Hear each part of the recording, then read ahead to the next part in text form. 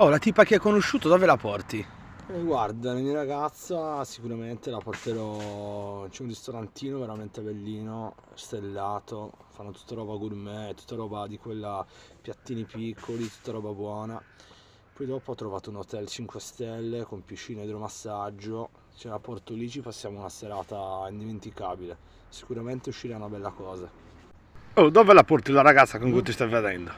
Eh, Ora c'è un ovile sopra un monte di paese, ma se vedi che tolgo, ci pongo una mesa, ci metto un tavolo, ci metto una candela al centro, ci mangiamo un po' di carne arrosto, poi mantendo a caso un marzo, mica.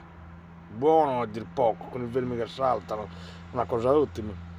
Cannonau di Sardegna e dopo sicuramente ci sto già su una che con avati, che ha proposto a branda de va con lui, ma che bella.